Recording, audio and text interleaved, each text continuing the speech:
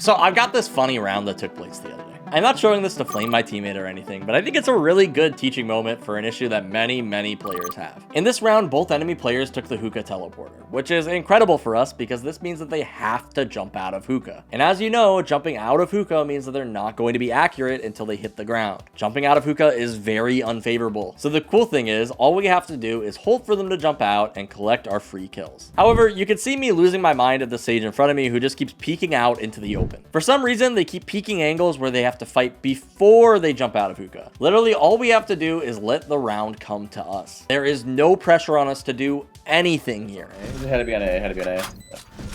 12 CP. Why did they do that? Just don't peek them. Oh, God. Just don't stop peeking. Enemy spotted B.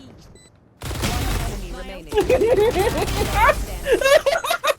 They have to jump out.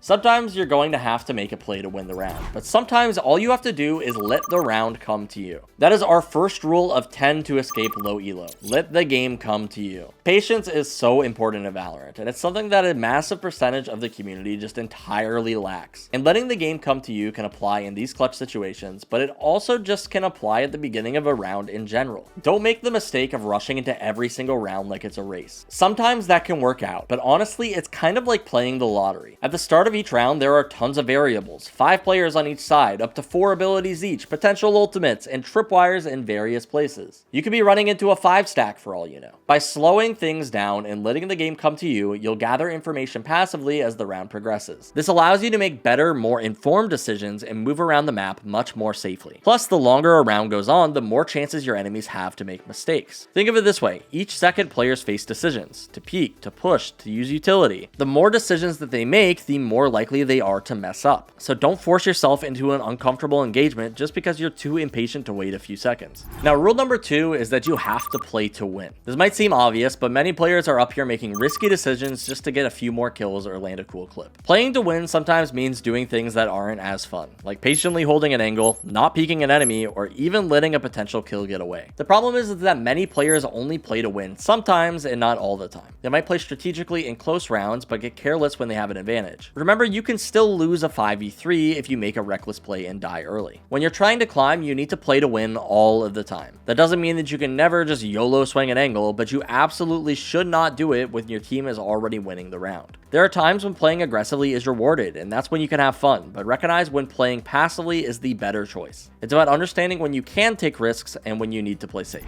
Moving on to rule number 3. Trust, but verify. This applies to your teammates' callouts and positioning. While it's good to trust your teammates, it doesn't always hurt to double check things yourself. If a teammate calls out, they're all B, take a quick look at the map. Count how many people you actually see. 1, 2, 3, 4. Where's the 5th? I don't know about you guys, but if I only see 4 people, I'm going to assume the 5th guy could be lurking. Your teammates' comms won't always be ideal, and there are going to be things that you notice that they don't. Remember, not all players watch these videos like you do. Not everyone is as smart as you. You could still trust their comms, but take the time to verify it for yourself when you can. This rule is especially important in post-plant situations. Your teammates might say that they're holding something, but at a quick glance at the map, you might see that they're not covering you as well as you think. In low elo, you can't always trust your teammates have perfect positioning. Trust your teammates to an extent, but always verify and adapt your play based on what you see. At the end of the day, you have access to a ridiculous amount of information on your minimap, so don't rely on your teammates to feed you all of the info. Learn to utilize the map as a tool and you'll never get caught lacking again. Rule number 4 is straightforward but crucial. You have to have good aim. Valorant is an FPS game at the core, and even the best strategies can fall apart if you can't win your gunfights. Every Radiant player has insane aim, even if they occasionally whiff. Now, while Valorant has a strong strategic element and you can carry yourself pretty far with the game sense alone, at the end of the day, it's still an FPS game. Even if you have the best strategy in the world, you can still get one-tapped by somebody with better aim. This can happen even when they're stunned, flashed, or standing in a molly. Your aim needs to be as good as the people in your rank if you want to climb. Luckily for you, we have crafted an hour-long aim masterclass over at SkillCapped that is designed to take you from looking like this to looking like this in just 90 days. Our program has been around since 2020, helping players climb the ranks for nearly 4 years, and the only reason we're still around is because our service really does work. I actually designed the aim course myself, and it covers literally everything that you need to know about getting godlike aim, from crosshair placement, positioning, movement, even how to play off of your teammates. It's got it all, and we're so confident that you'll start climbing after using our site, in fact, that we offer a rank improvement guarantee. That's right, if you don't climb, you don't pay. I know it sounds insane, but definitely check it out. You're gonna love it. More on that at the end of the video. Moving on to our 5th rule, you need to stick to the same agents. With over 20 agents of the game, switching it up every game could seriously hold you back. Each agent has unique abilities and playstyles, and if you're constantly learning new ones, your aim and efficiency is going to struggle massively. This doesn't mean that you need to one trick though. Instead, have a small pool of agents that you're comfortable with on each map. For example, play Sova on Ascent, but maybe switch to Raze on Bind. It's okay to switch 1 or 2 roles and pick a couple of different agents on these maps. The key is consistency. Don't roll the dice on the agent that you pick every game. I'm not going to have 5 different agents I play on Ascent. I'm just going to stick to that one agent. Stick to the same agents on the same maps and you'll see improvement much faster. Rule number 6 is be a good teammate. Valorant is a team game, and being toxic or having a big ego won't get you very far. Egotistical players oftentimes cap out at Ascendant or Low Immortal because they genuinely are okay at the game. The problem is though that they end up hitting a wall because they don't realize, as good as they are, they've still got a lot to learn. If you have a massive ego and are not fun to play with, it's going to make it much more difficult to climb out of low elo. Being a good teammate means making good callouts, communicating well, and not flaming your teammates for having a bad game. Remember, even the best players only win about 60% of their matches at best. Get comfortable with losing gracefully and focus on yourself rather than blaming others. If you lose, just say GG and go next. Building good teamwork habits now will serve you better as you climb the ranks and potentially play with better players in the future. Now, our 7th rule is to exploit weaknesses. Your opponents are human, and humans have habits. Pay attention to how they play and look for patterns that you can punish. For example, if you notice an enemy Jett loves to take aggressive peeks, you could punish that by double swinging with a teammate or holding the angle with an operator. If their Cypher uses the same tripwire spots every single round, devise a strategy to counter it. By building player profiles and understanding common agent tendencies, you can make game-winning plays. Keep in mind that many of these tendencies are consistent across players of that same agent as well. For instance, if the enemy team has a Phoenix, be prepared for pop flashes in common spots like Garden on Bind or A main on Ascent. The reason that these players do these things a lot is because that's what that agent is good at. The more you observe and understand these agents and what they're good at, the more you can exploit their weaknesses. This will make you much better at countering different playstyles. Moving on to rule number 8, it's simple. You need to talk in clutches. While communication is always important, it's absolutely crucial in 3v3s, 2v2s, and other clutch situations. These moments are when a little bit of coordination can make all of the difference. Even if you don't usually call strats, communicating a clutch is vital. You need to call out your plans, available utility you have, and how you want to set up crossfires. Even simple callouts like play off my contact, swing off my flash, or I have a smoke can dramatically increase your chances of winning the round. In matchmaking, especially in low elo, you can't expect your teammates to be on the same page as you without communication. Take responsibility for the communication on your team. Be the one to make those crucial callouts. If you want to escape low elo, you need to take the reins and be responsible for the game, especially in clutch moments. While coming up with a whole game plan might be difficult, coming up with a strategy in a 2v2 is not. Quickly figure out where your teammate is and how you can play off of each other. Our 9th rule is simple but effective. After 2 losses, take a break. Long loss streaks can be devastating to your rank and mentality. If you lose 2 games in a row, it's often best to step away for a bit. This rule might vary depending on your usual play session length. So if you only play 2 to 3 games in a day, you might want to call it quits after 1 loss. If you play 9 games in a day, maybe you can handle 3 before tilting. The key is to avoid going on tilt and racking up unnecessary losses. When you're upset or tilted, queuing up for another game often just comes from boredom rather than actually having a good mindset for playing. Instead, take a break, play something else, or find another activity to cool off. There are plenty of great games out right now. Maybe try Spectre Divide, Rainbow Six Siege, or Counter-Strike. Having a backup game can be a great way to reset your mindset before coming back to Valorant. And last but not least, rule number 10 is have fun. At the end of the day, Valorant is a game. If you're getting tilted or angry, especially if you're taking it out on your teammates, honestly, just reflect on what you're really doing. Remember, to get really good at Valorant, you need to love the game. If you're constantly getting frustrated, it might be worth taking a month off or even considering if Valorant is the right game for you. And that's totally fine if it's not. There are plenty of other games out there, and as much as I love Valorant, I myself have needed to take a step back for times due to how brutal this game can actually be. The thing is though, you're never going to get insane at Valorant if you don't love it. I have nearly 3,000 hours on the game, and that's because I think it's a really awesome game. I love it for what makes the game amazing, and I even have learned to love it for its flaws as well. And if you want to climb, you really have to learn to enjoy the process of improvement, celebrate your wins, and learn from your losses. Positive mindset will not only make your experience better, but it will also help you improve faster. After all, you'll never put thousands of hours into a game you don't enjoy.